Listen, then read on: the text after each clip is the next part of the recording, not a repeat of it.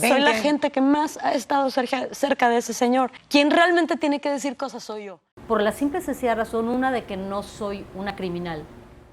Una vez más, perdón, porque yo sé que mis errores los hicieron sufrir. Antes de ser conocida como Mary Boquitas, antes del pelo esponjado y las coreografías en televisión, María Raquenel Portillo era una adolescente de Monterrey con sueños de fama. Eso fue lo primero que perdieron las chicas que conocieron al hombre que prometía convertirlas en estrellas. Sus propios sueños. A Mary no la sedujeron las luces del espectáculo. La sedujo una persona que jugaba con vidas como si fueran fichas. Lo que comenzó como una historia de amor de princesas se convirtió en su prisión más larga. Entonces, sí había castigos porque... ¿Y te obligaba a comerlo? Por supuesto. Y si yo vomitaba, pues me lo comía con la vomitada. Porque él no solo moldeaba carreras, moldeaba mentes, y Mary se volvió la favorita de ese laboratorio del terror. La que mandaba, la que vigilaba, la que sabía demasiado, y aún así se quedaba. Esta que te vamos a contar no es la historia de la cantante, es la historia de la guardiana más leal del infierno, Trevi Andrade. Desgastantes, son rechazos hasta de la propia sociedad. Suscríbete, activa la campanita y quédate, porque este viaje va a doler. Sin más, vámonos a lo que te truje. Chencha, nuestro dato, espeluznante número 1. La joven elegida. Mary apenas estaba aprendiendo a vivir cuando él ya estaba decidiendo su futuro. La vio, la midió, la analizó como quien inspecciona un objeto al que piensa sacar provecho. Le prometió un lugar en el mundo de la fama, pero lo que le dio fue un lugar en la oscuridad. A los 14 años, dejó los regaños de mamá para recibir órdenes imposibles de cuestionar. Cambió el uniforme escolar por la ropa que él decía que debía usar. Cambió los juegos por ensayos interminables, donde cada error era un recordatorio de que su destino dependía de él. Entonces... No, pues si le decía que no me golpeaba y luego de repente en un momento agarró así de que me voy a matar si no lo haces, o sea... Su familia, creyendo que la estaban formando para la grandeza, la entregó sin saberlo a un sistema donde la obediencia era la única forma de respirar. Si quería comer, obedecía. Si quería dormir, obedecía. Si quería existir, obedecía. Las llamadas a casa se volvieron escasas y vigiladas. Los abrazos de mamá se transformaron en recuerdos incómodos que había que olvidar si quería triunfar. Él la aisló de todo lo que la hacía fuerte. Esa fue la estrategia, romper la raíz para controlar el fruto. Y a Mary la arrancaron de la tierra antes de tiempo. Nuestro dato espeluznante número 2. La esposa adolescente, que no podía decir que lo era. El día que se convirtió en esposa, Mary no sabía que estaba entregando algo mucho más grande que una firma invisibilizada. Estaba entregando su identidad. Una boda a escondidas, como si fuera algo vergonzoso. Sin vestido blanco, sin música, sin testigos felices. Solo él, ella y una decisión que la encerró en una relación donde la palabra amor se usaba como excusa para exigir sumisión. Era una unión con reglas enfermizas, no podía decirlo, no podía presumirlo, no podía sentirse orgullosa de ello, porque no se trataba de amor, sino de control. Ese matrimonio significaba que Mary ya no podría escapar sin cargar el peso de haberlo abandonado. Él le repetía que la había elegido primero, que ese privilegio implicaba sacrificios y silencio, y Mary, confundida entre cariño y miedo, aceptó. Lo más escalofriante es que ese título de esposa fue la base para exigirle obediencia absoluta. Si me amas, haces lo que te digo. Con esa frase la ató a un destino que no eligió, uno que la marcaría para siempre como la primera prisionera del sistema y la guardiana inicial de las que llegaron luego. Las cosas tenían que ser como Sergio las decía, porque si no, pues me iba mal y pues... Nuestro dato espeluznante número 3. De pupila a instructora del terror. Mary dejó de ser aprendiz cuando entendió que, en ese lugar, la única manera de no caer era empujar a alguien más al fondo. Se volvió la encargada de enseñar a las nuevas lo que a ella le enseñaron con gritos, castigos y amenazas. Les mostraba cómo pararse, cómo comer, cómo hablar, y sobre todo, cómo no hablar. Ella misma repetía como una grabadora los mensajes que la habían quebrado. Las recién llegadas la veían como una figura de autoridad, sin saber que ella había llorado en esos mismos rincones donde ahora mandaba callar. Era la mano derecha del jefe en las labores más turbias, una voz temible que transmitía órdenes que siempre terminaban en lágrimas, y cada que lograba quebrar a una más, él la premiaba con algo tan insignificante como una mirada o una frase aprobatoria. A Mary le bastaba, porque en ese universo distorsionado, sentir que él la prefería era lo único parecido al cariño que conocía. Lo más perturbador, nadie se vuelve instructora del miedo sin aprender a disfrutar, aunque sea un poco, del respeto que genera. El dolor se volvió su herramienta y su refugio. Antes del divorcio vino una separación, ¿ok? Estábamos separados. ¿Cuánto duró ese matrimonio? 5 años. Nuestro dato espeluznante número 4. La encargada de poner orden. Mary vigilaba todo como si la vida de ella dependiera de ello, y tal vez así era. Sabía reconocer una mirada de duda, un gesto de cansancio, una lágrima peligrosa. Cuando él no estaba, Mary era su sombra. Si una chica pedía ver a su familia, Mary recordaba que ahí dentro la familia era él.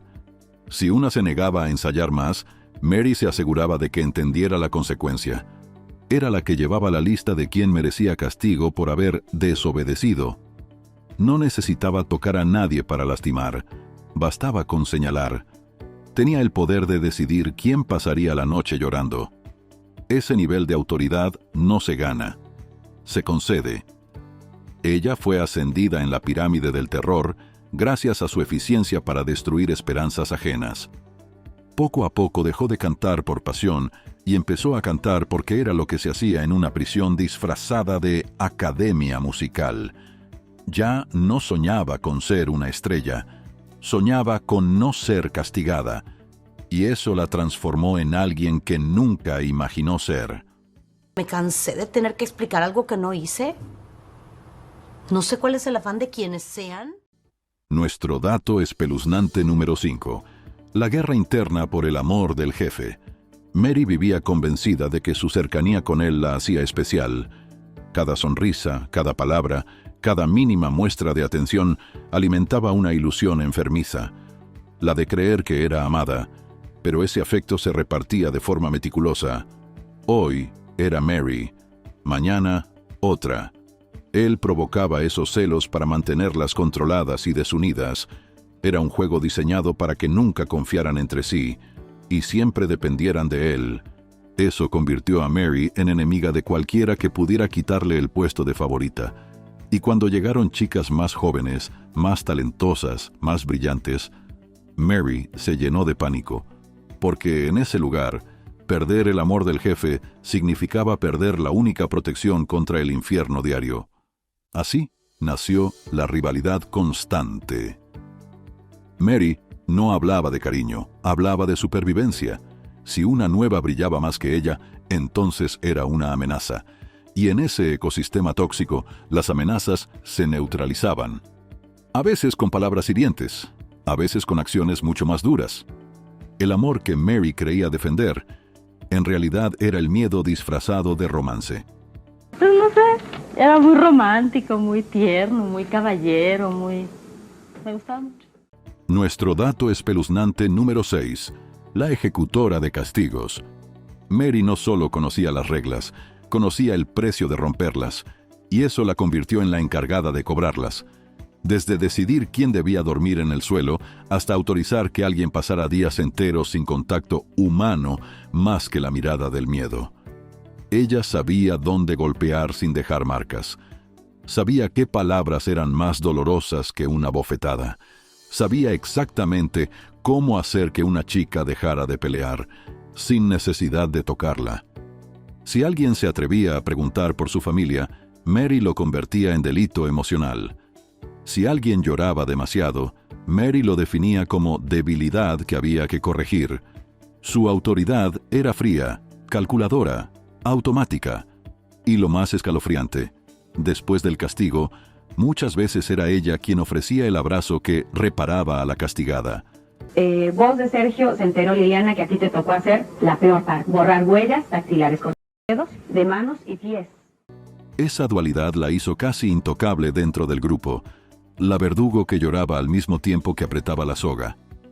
Algunas sobrevivientes aseguran que Mary llegó a sentir cierto tipo de alivio cuando entregaba castigos, porque en esos momentos se recordaba a sí misma que podía hacer daño, y que por eso misma ya no era la presa más fácil. Nuestro dato espeluznante número 7, la guardiana del silencio en los momentos más oscuros. Si algo amenazaba la estabilidad de su amo, Mary actuaba. Había situaciones de salud, emociones que se desbordaban, miedos que ya no cabían en el pecho. Y ahí estaba ella, controlando las crisis con una letal mezcla de contención y dominación.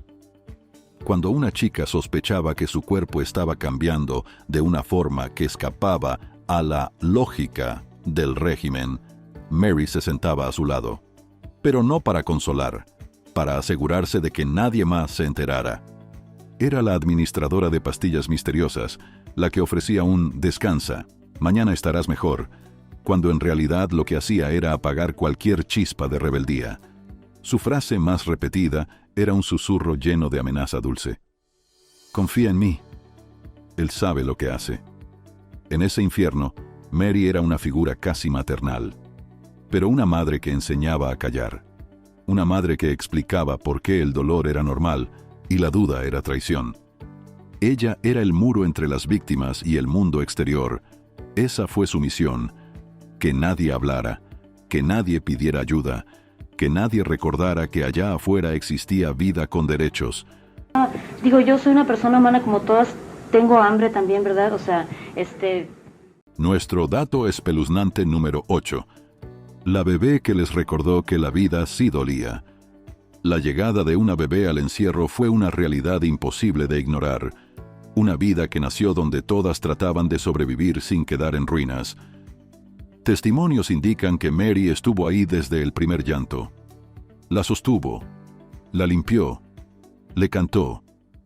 Pero también fue testigo de cuando ese llanto se apagó más rápido de lo imaginable. Una tragedia aplastante cayó sobre el grupo y lo único que no cayó fue el telón de la obra que seguía en curso. Mary cuenta que intentó salvarla. Otras voces dicen que siguió instrucciones para que nadie más supiera lo que había pasado. La única verdad absoluta es esta: Mary estuvo presente en el minuto exacto en que la inocencia murió 2 veces. La primera, cuando ella llegó a ese lugar siendo menor.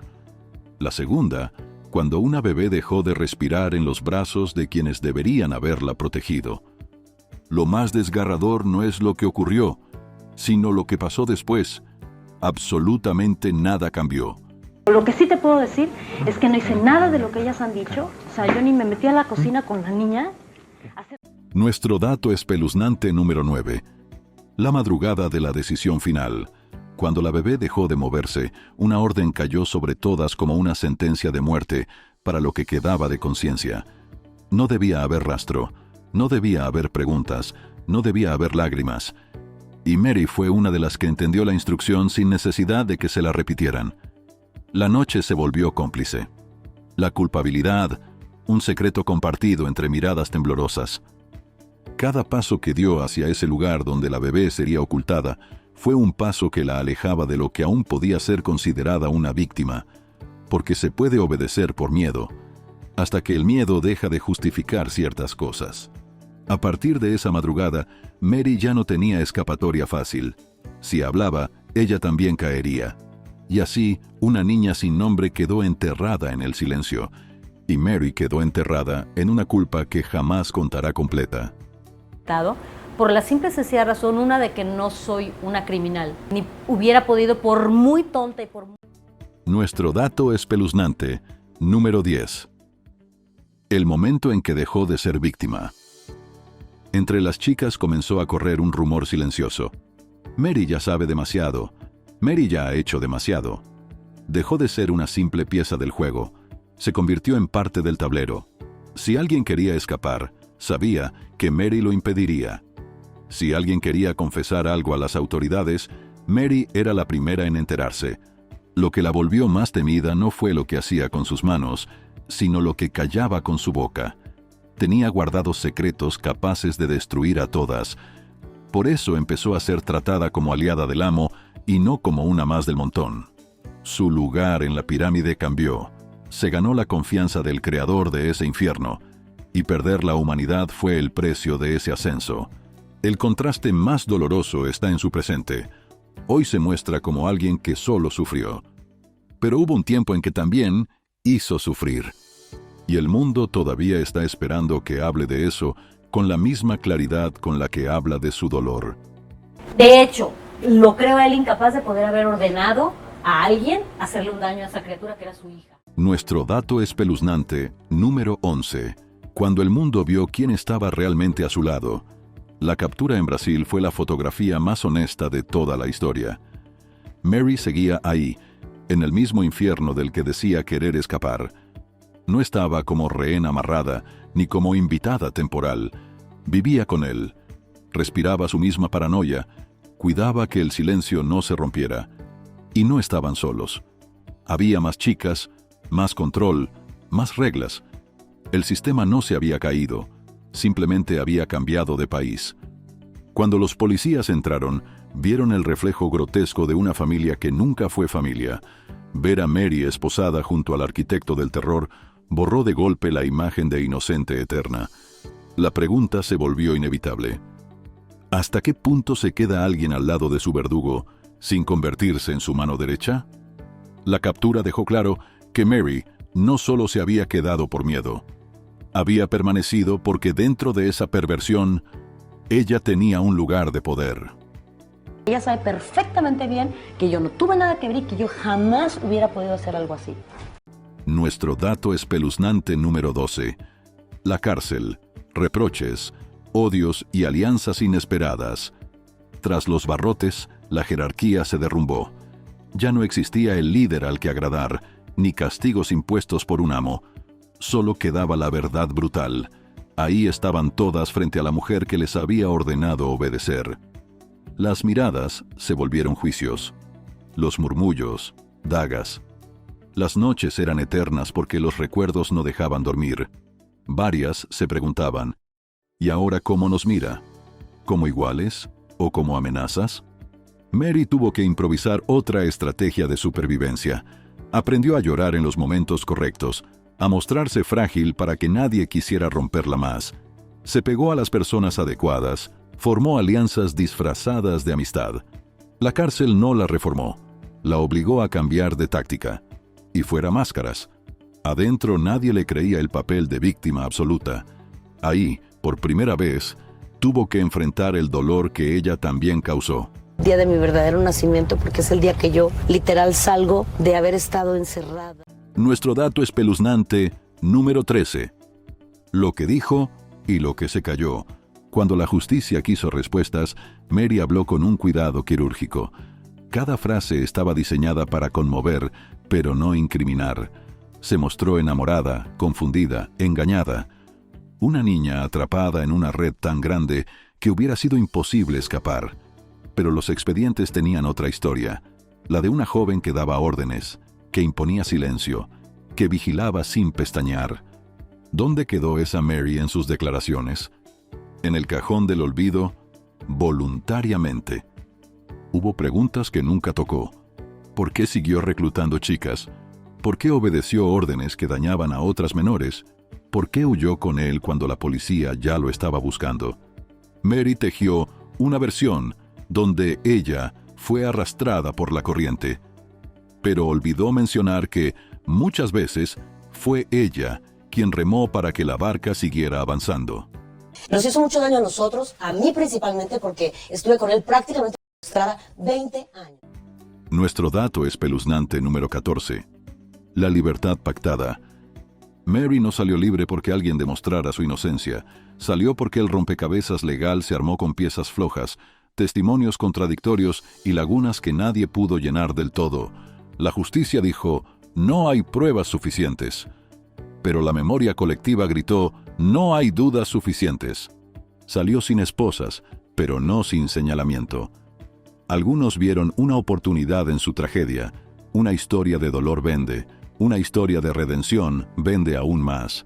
Y así, Mary recibió una oferta que nadie en su situación despreciaría: la chance de reconstruirse públicamente, maquillando errores y resaltando sufrimientos.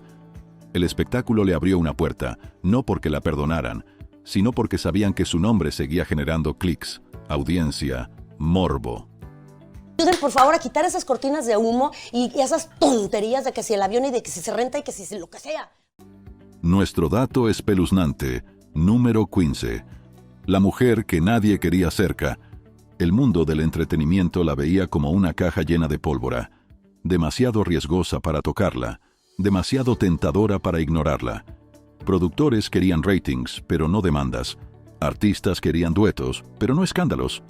Nadie podía definirla, y eso la hacía peligrosa. ¿Víctima? ¿Cómplice? ¿Ambas? Las sobrevivientes no querían verla ni en fotografía. La prensa solo la buscaba para revivir lo más oscuro de su pasado, y el público, aunque fascinando por lo prohibido, no sabía si aplaudirla o condenarla. Mary caminaba en un territorio donde cada paso era un recordatorio de sus silencios, donde cada entrevista era una bomba a punto de explotar. Ella aprendió lo más cruel de su historia: salir de prisión no significa salir del infierno. El infierno puede tener cámaras, luces y un público exigiendo respuestas que ella aún prefiere callar. Aprendí a tenerles miedo, entonces esa fue la desgracia. Nuestro dato espeluznante número 16. La televisión como borrador de pecados. Cuando Mary salió, no hubo pausa para reflexionar. Hubo llamadas de productores. La industria del espectáculo es experta en reciclar personajes polémicos, y ella era oro puro para el morbo televisivo. Sin embargo, el regreso no fue un acto de valentía, sino una estrategia calculada para limpiar su imagen frente a millones. Programas matutinos, entrevistas sentimentales, apariciones donde evitaba cuidadosamente mencionar detalles del pasado. Y el público, hambriento de escándalo, la vio como curiosidad viviente. La víctima que se volvió famosa por haber estado en el infierno, más que por haber brillado en el escenario. Pero ese retorno tuvo un costo emocional. Cada cámara frente a ella era un recordatorio de que el país entero conocía su historia. Mary aprendió a sonreír incluso cuando la pregunta incomodaba. Porque la televisión te protege, siempre y cuando ofrezcas entretenimiento. No verdad. Una vez más, perdón, porque yo sé que mis errores los hicieron sufrir. Nuestro dato espeluznante, número 17. La narrativa del arrepentimiento conveniente. Mary empezó a hablar de errores, de juventud vulnerable, de manipulación absoluta. Ella se construyó un relato donde el arrepentimiento era la base de todo, pero un arrepentimiento que nunca apuntaba a detalles específicos, ni nombraba a quienes sufrieron por sus acciones. Su perdón era abstracto, como si hubiera cometido el peor crimen del mundo, y aún así no pudiera recordar ni uno solo de sus pasos. Cada declaración estaba diseñada para que el público dijera, pobre, pero ninguna buscaba que las víctimas dijeran, gracias por reconocerlo. El arrepentimiento puede ser real, pero cuando es tan administrado, tan medido, tan comercial, uno no puede evitar preguntarse si Mary realmente lamenta lo ocurrido, o si lamenta que se haya sabido. Cabe aclarar que en el momento en el que la señora empezó a andar con Sergio Andrade, era mi marido. Nuestro dato espeluznante número 18. El nombre que se volvió escudo. Pudo haberse presentado como María Raquenel Portillo, pero eligió seguir siendo Mary Boquitas, ese apodo que él le puso y que se volvió su marca más visible. ¿Por qué mantener el nombre que representa justo lo que la destruyó? Porque Mary Boquitas es recordada, porque María Raquenel no la reconoce nadie. Ella decidió convertirse en un personaje que sobrevive gracias al escándalo que la marcó para siempre. Renunciar a ese nombre habría sido renunciar a lo único que le abrió puertas una vez terminada la pesadilla. Así que lo mantuvo, aunque doliera, aunque representara el peor capítulo de su vida. Porque en el fondo, Mary entendió que el espectáculo no premia la verdad, premia el impacto, y su nombre Impacta, aunque sea por razones que nadie querría cargar. Como María Raquenel Portillo, que estuvo casada con Andrade por 5 años, y también la cantante Gloria Trevi. Nuestro dato espeluznante, número 19. Las víctimas detrás del telón. Ignoradas por estrategia. Hay quienes vivieron lo mismo que ella, pero nunca tuvieron micrófonos ni la plataforma para contar su verdad. Y cuando algunas intentaron acercarse mediáticamente, Mary se limitó a ignorar sus testimonios. Su discurso se centra en el dolor propio, no en el ajeno. Habla de lo que ella sufrió, pero no del daño que también causó. Cada vez que le preguntan sobre otras jóvenes, se vuelve un muro de evasivas. Prefiere hablar de resiliencia, de reconstrucción emocional, de cómo renació, pero jamás de cómo otras quedaron quebradas. Esa omisión no es casual. Si reconoce a otras víctimas, tendría que reconocer su rol frente a ellas, y ese es el pasado que Mary todavía no está lista para enfrentar de frente, porque el perdón sin responsables siempre queda incompleto. Sergio, pero yo no soy un animal y soy tan bien entendida que a la primera yo te entiendo. Nuestro dato espeluznante número 20. El llanto convertido en espectáculo. Mary aprendió que la lágrima tiene poder. En cada presentación pública, su voz se quiebra en el punto exacto para que el espectador se conmueva. Habla pausado, baja la mirada, respira profundo. Una actuación que transmite dolor sin necesidad de datos. Y ese es su mayor truco narrativo. El público llora con ella sin saber a quién deberían dirigir el verdadero llanto. Sus lágrimas se volvieron parte del guión. No hay pregunta incómoda que no pueda ser detenida por un nudo en la garganta. No hay recuerdo oscuro que no pueda ser maquillado con una emotiva pausa. Mary domina la escena porque domina el drama. Pero el sentimiento más importante, el reconocimiento del daño a otras personas, nunca se desborda. Ese, tal vez, es el único que mantiene realmente guardado. ¿Tú perdiste un hijo de Sergio? Yo perdí un hijo de Sergio, sí. ¿Provocado? Provocado por él, sí. Número 21. El micrófono que la volvió poderosa otra vez. El podcast le dio lo que nunca tuvo en el juicio, control absoluto del relato. Episodio tras episodio, Mary reconstruye la historia desde su perspectiva, llora donde conviene llorar, aclara donde le conviene aclarar, omite donde le conviene omitir. La audiencia se conmueve. Las nuevas generaciones la ven como una víctima injustamente señalada. Y Mary entendió el arma más moderna que tiene, la empatía digital, porque si logras que la gente sienta tu dolor, es muy fácil que olvide que causaste dolor también. No pude respirar en 20 años, María, y en ese momento pude respirar. No sabía qué iba a suceder. Número 22. El sufrimiento convertido en negocio. Lo más incómodo de todo es que el dolor ahora tiene contrato. Patrocinios, giras, entradas agotadas. La tragedia se profesionalizó. Lo que alguna vez fue secreto ahora es contenido, y mientras más escabroso el recuerdo, más reproduce el algoritmo. Mary vende su historia con dos promesas implícitas. Yo fui víctima. Y yo sobreviví. El público paga por escucharla llorar, y ella cobra por revivir lo que aún la persigue. Número 23. Las preguntas incómodas que siempre esquiva. Hay temas que Mary toca con elegancia, y otros que evita como si quemaran. ¿Por qué vigilabas a las nuevas? ¿Quién ejecutó órdenes en tu ausencia? ¿Hasta dónde llegaba tu poder dentro del grupo? Frente a esas preguntas, su memoria se vuelve difusa, la tragedia se vuelve poética, el guión cambia, porque aceptar la verdad completa implicaría aceptar que no solo fue víctima de un sistema, también fue pieza clave del mismo. Fue la primera persona que vi como hombre, obviamente su capacidad. Número 24. Las voces que aún la señalan. Hay sobrevivientes que se atrevieron a reconstruir su vida sin reflectores, y esas voces coinciden en algo. Mary no fue solo una más. Mary fue parte. Mary sabía. Algunas la perdonan, otras jamás podrán, porque las heridas que ella ayudó a causar no se limpian con entrevistas emotivas, y por mucho que ella intente aparecer como la única que fue manipulada, el pasado es un coro incómodo que canta afinado. También dañaste, Número 25. La verdad que nunca aceptará del todo. Hoy, Mary Boquitas es libre. Habla, viaja, produce, sonríe ante cámaras, pero la libertad tiene un precio: recordarlo todo. Y ahí está el dilema que nos deja helados. Si Mary niega lo que hizo, se engaña a sí misma. Si Mary lo acepta, se convierte en algo que nunca podrá soportar ser.